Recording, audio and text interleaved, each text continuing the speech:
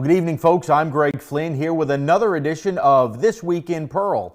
On tonight's show, you'll hear from our Fire Chief Brad Thornton, who will talk to us about some heating safety with this cold spell coming up over the weekend. He'll provide us an update on where we stand with COVID vaccines here in Rankin County and in the city of Pearl. And also, if you're interested in becoming a firefighter, the fire department is hiring, and the chief will tell us how you can apply to become one. We'll take you over to Revell Ace Hardware, where they're going to show us some great tips for how to protect your pipes from this upcoming cold snap. And then we'll take you under the dome at the state capitol and talk to Senator Dean Kirby and to Representative Gene Newman about what's happening at our state legislature. Well, this past week, we hit the qualifying deadline for the municipal elections, and we now have a list of the candidates that will be running for the city offices in 2021. The primary will take place on April the 6th. For mayor, just one candidate. Jake Wyndham is running unopposed this term. For the alderman at large, we have three candidates. Incumbent John McHenry, the Republican, Barry Carpenter, a Republican, and Willie Moore, an independent. Alderman Ward 1, David Luckett, the incumbent, has an opponent in Sammy Williams, both being Republicans.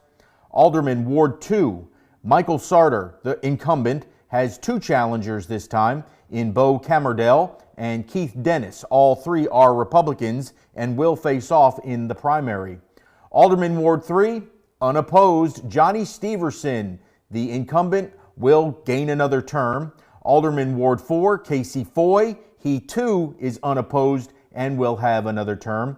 Alderman Ward 5, well, we will have a race here, and it's going to go to the general election because all three of these gentlemen are in individual separate parties. James Thompson, the incumbent, is also an independent, will have two challengers this time. Gary Spurgeon, a Republican, and Willie Harvey, a Democrat. Alderman Ward 6, unopposed once again. Gavin Gill, the Republican incumbent, will have another term in office. Again, that first primary will come up on April the 6th, followed by the general election in June. Everybody takes office. The new terms begin in July. Well, when we come back, we will talk to Fire Chief Brad Thornton. He's got some great information for us. Stay tuned. This Week in Pearl continues right after this.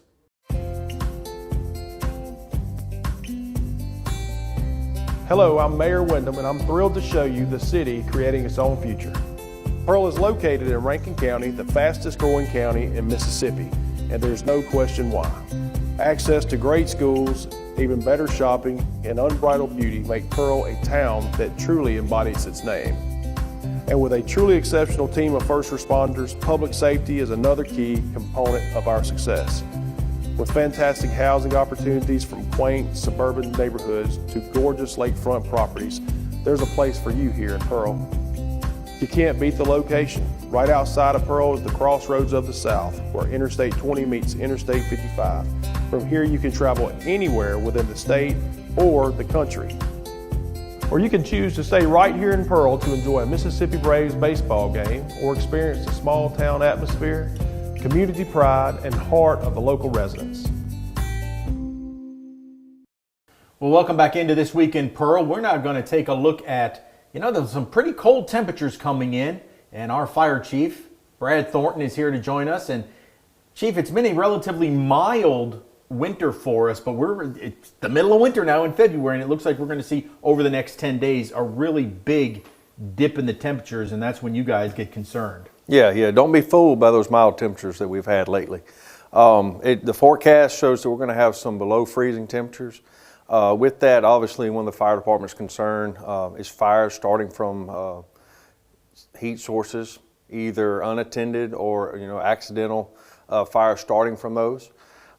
We just want to recommend everybody that if you're using a heat source, such as a space heater, be electric heater, gas heater, fireplace, something like that, make sure those are off when you go to bed, away from combustible materials. We encourage everybody to put their fires out in their fireplaces before they go to bed. Same thing with outdoor fire pits. A lot of people will sit outside in the evening, have a little fire out there. Make sure those fires are out, extinguished before you leave them unattended. and be very careful, putting ashes outside. People will take ashes out of their fireplace, put them outside. Make sure you got a metal container or something like that to put it in. Yeah, definitely don't put it in a garbage can, plastic garbage can, or and if you do put them in a container, keep them away from the house, not up against the house. We have seen fires start where people will take ashes out of fireplaces or fire pits, put them in a container, put them up next to the house, maybe with vinyl siding, something like that, and fires have started that way before. Yes. You know, with the thing with the space heaters, they're convenient because they can go right up by somebody's That's feet. right. That's the one thing that I've seen way too many stories of fires by space heaters because people just don't really think about the, I guess newspapers that may be close to it or a blanket that may be laying there, right? Look, the biggest problem is obviously we know our home settings very intimately. We're very comfortable, we're very relaxed. So we're not always paying attention, thinking about the unthinkable, okay? And those aren't just stories that you hear about, those are actual events that actually occur that I've witnessed that are very unfortunate events where people lose a home, and God forbid we don't lose a life. But be very conscious when using those space heaters, okay? So things such as bed coverings, window coverings, or door coverings, getting those space heaters too close to those, the radiant heat from them can cause a fire. Or if air currents change inside the house, maybe your central heat and air kicks on, blows some of those things over towards the space heater. That's how fires get started. People folding laundry, they get distracted, kids got stuff going on, maybe you're trying to cook at the same time. They leave that laundry a little bit too close to the space heater. We've actually seen fires get started that way too. And I always thought that this was just insane. I'm like, no, this can't possibly happen. They're just mentioning this because, I don't know. But people have actually tried to heat their homes with their oven. Yes. And I know you recommend completely against that. No, that's not a good idea. We've seen people use natural gas stoves, to try to heat the house up. And I understand sometimes people have fallen on hard times and they're desperate, especially when it gets cold. When you're uncomfortable in your own home, most people are willing to do whatever it takes just to try to get warm. But I encourage people to think about that and maybe find another option, but that's just not a good option. Now, and I know that you guys have seen way too many, and especially in February, you've seen way too many fires that can be preventable, right? Yeah, look, February is one of the coldest months of the year. And you think about just about every fire that occurs could be prevented. And if we have one, that's just one too many. Candles, don't be leaving the candles lit. Look, don't even get me started on candles, Greg. The biggest thing there, just like we said earlier, people get comfortable with them. They get used to seeing them around. They smell good usually. And they forget about them. Yeah. Okay. So if you are using candles, please make sure you put it out. Don't leave it unattended. And once again, keep it away from combustible materials. Cool. One of the other things we wanted to touch on, there's been a lot of questions from our folks about what's going on at Trustmark Park when it comes to the COVID vaccines that are being distributed there. Sure. What can you tell us about that? Look, so the Department of Health was set up right here behind City Hall at their permanent location when they were started with the mobile testing. And then I reached out to the local coordinator and was talking to him about the setup. We noticed the traffic flow was just getting high. There were a lot of people using that mobile testing site, and then when they found out that they were going to use the mobile sites to administer vaccines, myself, the mayor, several members of the Department of Health, we all got together and said, look, we got to find a different spot for you. And Pete Lavin and those guys over there, the Braves, just opened us up with welcoming arms. The Department of Health loved the setup over there. My thought process was a larger area means you get larger volume of people through there, which means you get more people vaccinated, which means maybe we can start seeing some light at the end of the tunnel on this virus.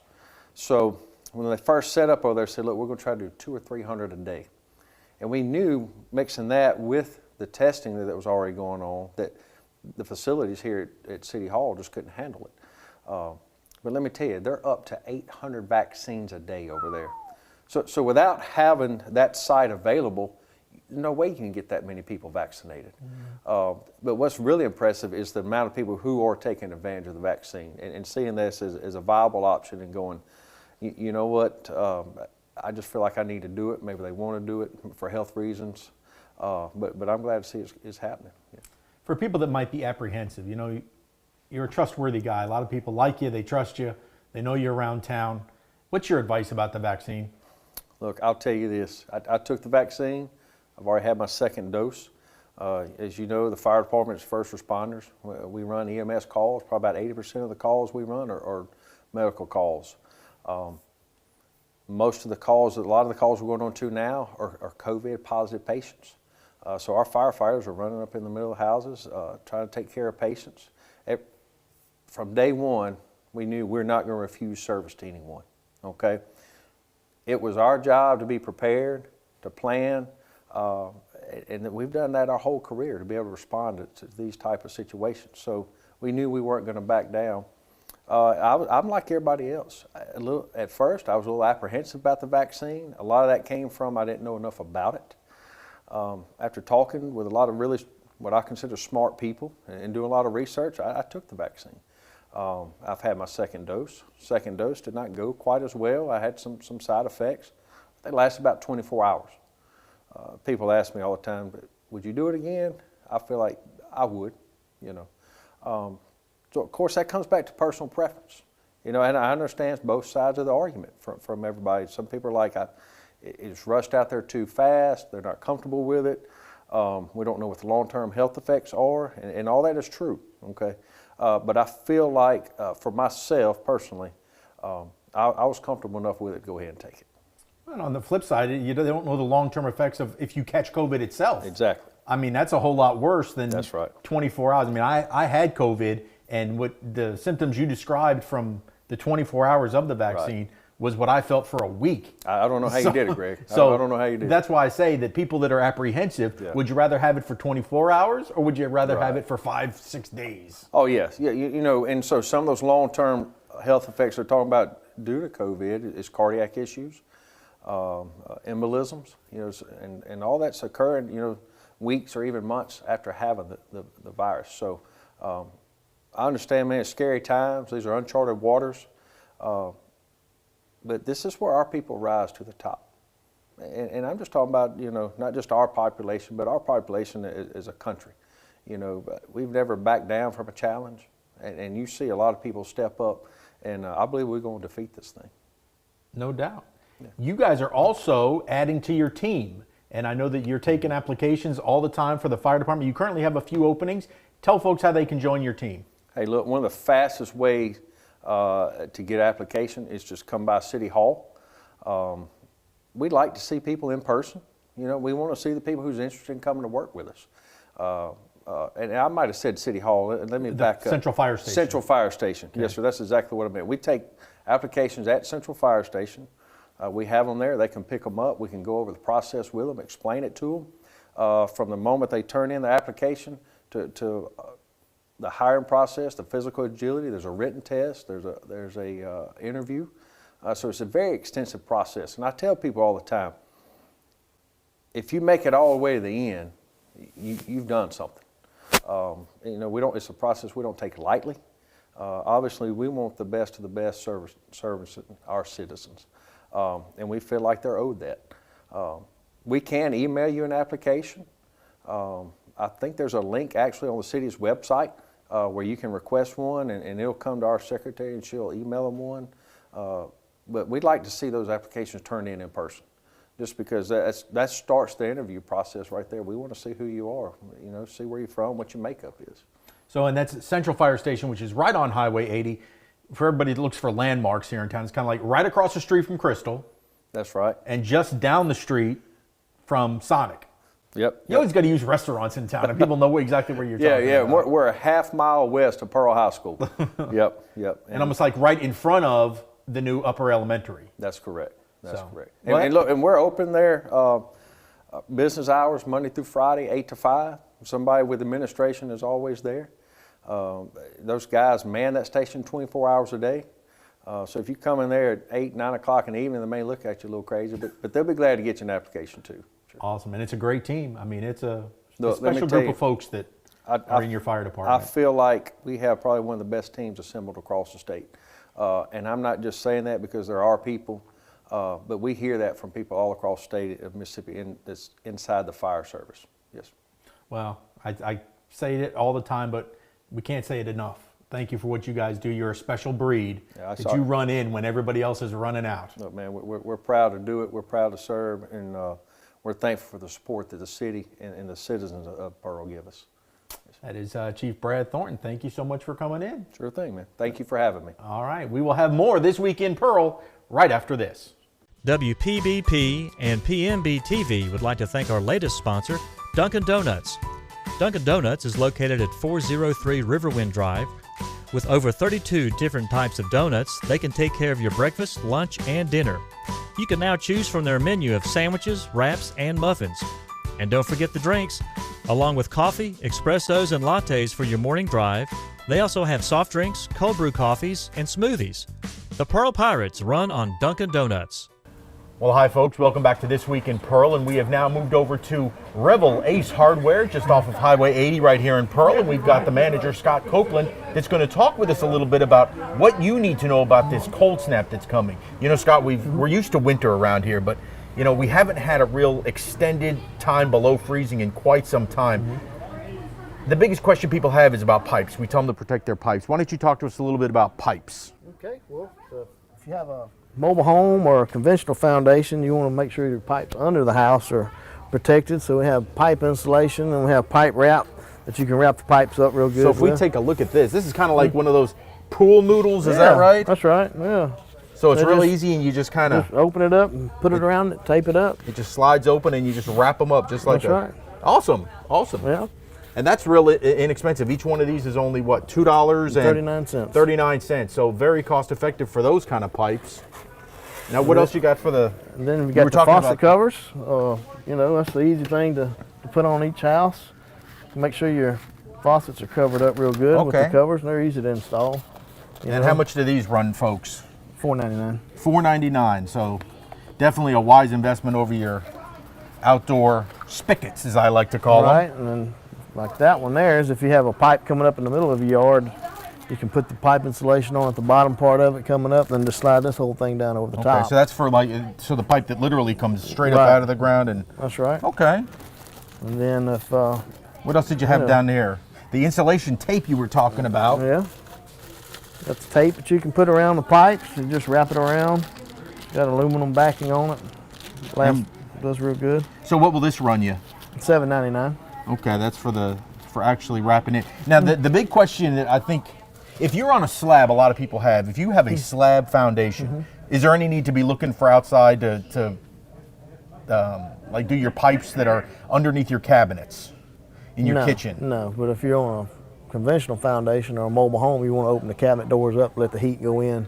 Okay. In that situation. But so any conventional house, mobile home, open up those bathroom cabinets and the your kitchen cabinets. Okay. Right? That'll help. Now what about the water dripping? It's always a good idea to leave it dripping at night like that when it gets to these temperatures, any house. Okay. I mean, indoor and outdoor? No, just indoor. Just the indoor. Right, just indoor. You know, I asked that just because I don't know. I'm making sure you don't let the outdoor faucet faucet you don't want drip. it to run out there because it'll freeze up and could possibly cause the outside faucet to burst. So okay. You wouldn't want to do that. All right, so what are some of the other things that you have here for folks? We got the heat lamps that if you have like a laundry room that's detached from your house, you don't have any heat out there, you can put the heat lamp on the washing machine faucets, on the hoses and all, kind of shine it toward it to keep the heat on there, or a utility heater, you can put it out there and it kind of help, raise the temperature above freezing so your pipes won't burst that away. Okay. Well, I notice here you have some that run off of the propane tanks. Now these aren't for use. Don't use these in the house, right? No, sir, no. Don't. That's more for your hunters there. For our hunters, you use that. But as we walk down here, you've got plenty of other, almost like space heaters, right? Right, yeah. Just indoor space heaters, different sizes, all different price range there. And we've got another thing people need to think about is for vehicles. We've got a little tester there that you can test your coolant, make sure it's still where it needs to be so it won't freeze. So a lot of people forget about that. But excellent point, yeah. We just kind of drive our cars around and don't think about that. Yeah. All right, so the heaters, the little indoor heaters, you have them going all the way from, looks like $19.99 for a real little one, all the way up to, what's the highest one there, $119? Mm-hmm. For the biggest so one there. Very, very affordable, right? Right. All right, now how can these folks, take a look there, and how can these folks come see you here at Revell Ace? Come on down to Revell Ace and we'll do our best to serve you. And we've got all the items that you would need for like preventative items, and if you happen to be one of the unlucky ones where your pipe burst, we have the items that would fix that pipe back up too. Okay. Oh yeah, so you do have all the things that, heaven forbid, you have to repair. That's right. That'd be a bad thing, but we do have the faucets and all the PVC fittings and everything that would take to fix the pipes also. Awesome. Yeah. So all of your hardware needs. Right here. All right. You make sure to come see these folks down here at Revell Ace. They give you the best service, and of course, they are Pearl proud. We'll be back with more of This Week in Pearl right after this. Come find your taste buds at the Lost Cajun. Chef Charles is cooking everything to order. Cajun classics like gumbo, jambalaya, and red beans and rice. Pick your po' boy, shrimp, oyster, roast beef, or maybe gator. Proudly serving USDA farm-raised catfish. When you're done, loosen the belt up a bit for some homemade beignets. Dine in, take out, order online, and get it delivered. Reserve our party room for your group. Find your way to the Lost Cajun in Pearl and Byram. All right, welcome back into This Week in Pearl. We're now going to head under the dome over at the state capitol and see what's going on over at our state legislature. We are joined by two of the most distinguished gentlemen down off of High Street, and that is the Senator, Mr. Dean Kirby, and our representative, Mr. Gene Newman. Welcome, gentlemen. Thank you. Thank you. Glad to be here. Absolutely. We're going to talk about the senator because you remember last show we mentioned that he was recovering from COVID. Well, here he is. Hallelujah. That's all I can say. It's very good to be anywhere, but it is really good to be here. Thank you. It was tough, wasn't it? It was awful. Like I said earlier, it jumped on me with both feet. The exhaustion, the pain, it's unbelievable. It's like, well, I tell you, we had a guy at the Capitol that had it in the Senate, and I said, what was it like? This is before I got it. He says, like the flu times 10. Well, I went back last week, thank goodness, to the Capitol, and I went up to him. I said, you didn't tell me the truth. And he said, what do you mean? I said, you told me it was the flu times 10. I said, it's just the flu times 9. It was awful. It was awful. I encourage everyone to wear their mask and to be safe, to get the vaccine. It's just not fun, let me tell you. I'm glad to be a survivor. Well, Gene, we got a chance to talk a little bit about the vaccination program last week, and it looks as though we are getting more vaccine coming into the state, so it should become more widely available as the weeks go on. That's correct. The governor says we're getting more vaccines in, and I see evidence of that when I go by Trustmark Park, and there's more cars going through the system, and I'm seeing a lot more of my friends able to get access to it. More and more people are getting their first shot, and I think there's a lot more vaccine coming in. All right, now to the business of what's going on under the dome over there, and now that both you gentlemen are back re-engaged in the legislative process, I know one of the hottest topics, certainly to our folks here, is the teacher pay raises, the potential of teacher pay raises. Where do you guys want to start with that? Well, of course, we've already passed it. That's the first thing we did. The first bill we took up was the teacher pay raise. And we gave, I think it was about $1,100 a year. And I want people to understand that's not the final pay. In other words, we're planning on trying to do a pay raise every year if we can, till we get up close to the Southeastern average. Southeastern average is a moving target. Every time we raise, the average goes up. So every time we raise it, we're not average anymore. So, but anyway, we're trying to do that. Like I say, we gave about $1,100 to all the current teachers, and then I think it was around $2,500, $3,000 to new teachers to get them up as well. So we're trying. We're going to get there. Gene, what do you think when it comes over to the House now? Well, we're right this second we're working on a deadline to move all the originated bills out of the House. So they have the same deadline. It's coming Thursday. We have to be finished with all those bills. We don't have that many bills left on the calendar, and I don't think they do either. Number one is they didn't generate that many bills out of committees this year. The speaker and the lieutenant governor was pretty stringent on the chairman about making sure they only brought out stuff that they needed to bring out, because we want to limit our time together. I think we'll get past this deadline, and then we'll get right on to the business of taking that bill up. I think it's good in this House. Based on what we're hearing about revenue estimates, I think we're good with it. Last year they had passed the same bill, and just as it came over to the House, the COVID hit, and the predictions on the numbers was going to be horrible, and it didn't turn out to be quite as bad as they predicted originally, but they weren't that great either. So we probably made the right choice last year by holding it, but I think it'll pass this year.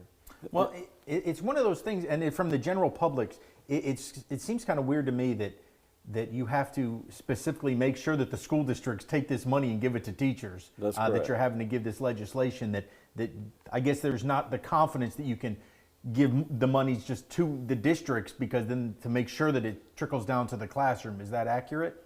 That you're having to specifically earmark this for teachers? Well, that's right. We do. And Gene made a very good point a while ago in the fact that we have till Thursday this week to clear our calendars. And then at that point, we start taking up the House bills. They'll start taking up the Senate bills. So anything that's not passed by Thursday will down the calendar. We had 209 out of about 1,000 bills that were introduced. We had 209 on the calendar. We're down to like 108. Some of those are controversial. Most aren't. Well, if there's anything good about COVID, is that it's forcing them to be efficient, like the way government should be. Instead of all the extraneous bills that usually come out, is it helping keep down the filter to, okay, let's only push through what's necessary? It's definitely filtered it. Yeah. whether that's a good thing or not, I don't know. But there's always issues that our constituents have that changes need to be made in licensures, or changes need to be made about how jails operate. One of the bills that I have that is still alive came to me from the sheriff's department here that works on rehabilitation. It allows the sheriff's department to work with the judges to provide a plan for rehabilitation. Allows them to actually be able to go to school and do some things that they otherwise wouldn't be able to do. And it not only allows it for this jail, but it allows it to all the jails. And the Department of Corrections came and said, well, we want to do this with Mississippi Prison Industries, and be able to actually do it with the regional jails where we have prisoners that are there. We've held it on a motion to reconsider in order to add some amendments to it to be able to do that. I think it's, those kind of bills are good. And it takes more than 1 year most of the time to operate them. If you severely limit bills down or try to cut things down all the time, then you limit your ability to work legislation through, because a lot of times the legislative process takes 3 or 4 years to get something passed, or 3 or 4 years to get something killed finally. Well, Senator, a couple of projects that our mayor talked about last week that you have some insight on for us, that he's been so proud of and he can't wait to get them finished, and in some cases started, both the West Rankin Parkway and the East, what we'll call the East Rankin Parkway, right. What we will call it here. Yeah, well, of course, the east, we'll start east and or west and head east, and instead of going west, young man. Well, the East Rankin corridor, or whatever we want to call it, Metro corridor, whatever it was. Anyway, that'll be a fantastic project when finished. They have the money as far as from Treetop to Lakeland Drive into Pearl to get on Pearson Road, which will take a lot of traffic off of the interstate, Old Brandon Road, a lot of places. So that's really going to be a nice project. They have the money. I told the mayor I didn't think that they did it politically correct, in the sense that they started in the middle and they're working their way out. Well, the people on each end can't see that anything's being done. But actually, culverts, bridges, all that's done. The equipment's out there. They're working on that. They have the money. That will be a fantastic project for not just Pearl, but all of Rankin County. Well, and you can see where we can talk to the mayor about it last week. They're taking out right now on the Pearl side and on the north side up there by Flowwood, they're taking out the medians. They're crunching those up so that they can create an extra lane that will allow traffic to flow onto the parkway. Yes. And you're starting to see some of the new traffic signal lights that are there. It's just, yeah, you couldn't see all that big culvert work that was going on right in the middle, down on the field portion of it, that will connect Treetops all the way to Pearson Road, right? To Pearson Road and beyond. Yeah. And the beyond is the next project, and I'm sure the mayor may have talked about it as well. And that one is the Pearl-Richland intermodal. In other words, if you get off Treetops, come down, cross Highway 80, stay on Pearson Road, instead of making a big curve to go to Flowwood, you can keep going straight and come in at Richland. Again, take a lot of traffic off of the stack, take a lot of traffic off of 80, take a lot of traffic from everywhere. That's going to be a really, really good project. My understanding is they have almost enough money. They need $4 million more. Representative Newman and I both have introduced bills to give them $2 million this year, $2 million next year to do that $4 million. And to have the bridge to go over the railroad track for accessibility is unbelievable. And just to think that you can get off of Lakeland Drive and end up near Walmart in Richland is really something. And what it's doing is planning for the future, planning for growth, and it's also hopefully going to save lives.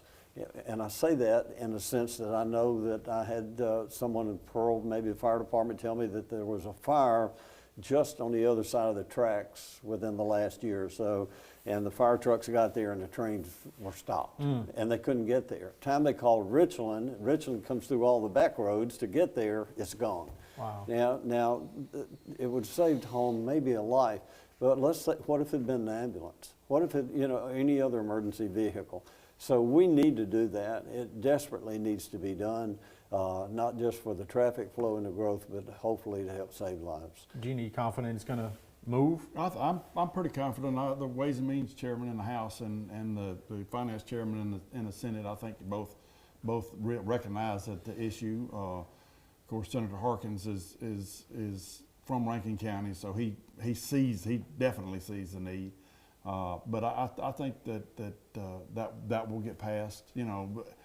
The problem is they had the money to do the project, and Kansas City Southern and it wouldn't allow the work to proceed at as fast as it needed to. So the contractor had to raise the rate that was a lot more than what the engineer expected. So that's the reason we're having to go back and get more money for it. Well, those two big projects, and then you mentioned that there is going to be the groundbreaking that is going to happen over on the east side of town, where we're going to connect the backside of Dogwood all the way to Cross Gates. Exactly. That's going to be unbelievable. I think March the 1st, the mayor of Brandon has arranged to have a groundbreaking to start that. The state has given them, and the county has given them the money to, and the airport has, of course, given some land. So it's a combination of several people working together. But yes, that project, they do have the money, and they will start the groundbreaking tomorrow, I think March the 1st for that. That's exciting stuff going on in Rankin, isn't it? Well, it is, and I'm excited about it. We're not like some counties nearby. Those folks up north, I think is the way a coach once said, those folks up north, what they do, Madison. Yeah, what they do is they do all this growth, but they don't plan for the growth as far as accessibility and traffic, and we've done that. And I'm very proud of our mayors and our supervisors and the other leadership of this county for planning ahead. Well, gentlemen, a lot of work to do under there at the Dome. It is a lot of work to do. Please be careful. I know you guys are in the COVID club. You don't have to worry about getting it or giving it now. Yeah, it's a strange feeling, too. After almost a year, not really, you don't have to wear a mask, but you feel like you should because everyone's going to criticize you for not having a mask. Because they don't know that you've already had it and been vaccinated. So that's true. Well, keep them level-headed there for us. Will you do that? And speaking of Josh Harkins, Senator Harkins is coming back this week from the COVID. He's had COVID also. Another member of the club. Yeah, right. there's been 7 of us this year since we've been in. In 8 weeks, we've had 7. So we'll have 6 back, I think, today. Well, thankfully, you are all still with us. Yeah. Thank you. That's the important part. That's the important thing, because I've lost way too many friends. Too many friends and watched too many and people get relatives. so extremely sick too. Hopefully, we're looking at the end with the vaccine. So we certainly We hope so. Yeah. We hope people are smart enough to take the vaccine to calm all this down. We've survived it, and we're so glad that you did as well. Absolutely. Then the vaccine, it just hurts my arm like the Dickens, but it's better than getting COVID again. That's right. You know, that was the amazing thing about the vaccine. When I got it, I was talking to a gentleman, and the pretty little nurse was over here, and I saw her come up with the vaccine. So anyway, I kept talking, and then I felt something. I thought, well, she's prepping me. She has a little cotton ball, and she's doing the alcohol, right? I looked around, she was putting a Band-Aid on it. I didn't even know I had the shot. I knew it later. The next day, I was a little sore up here. Yeah. All right, gents, be good. Well, thank you We'll talk so to you much next for week. having We us, and appreciate we y'all. hope that we've enlightened people on some of the good things that are happening in Pearl and Rankin County. All right, that is Under the Dome. We will let these gentlemen head on back to the Capitol. There'll be more This Week in Pearl right after this.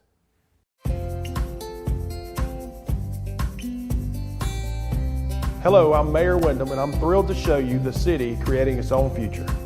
Pearl is located in Rankin County, the fastest growing county in Mississippi, and there's no question why.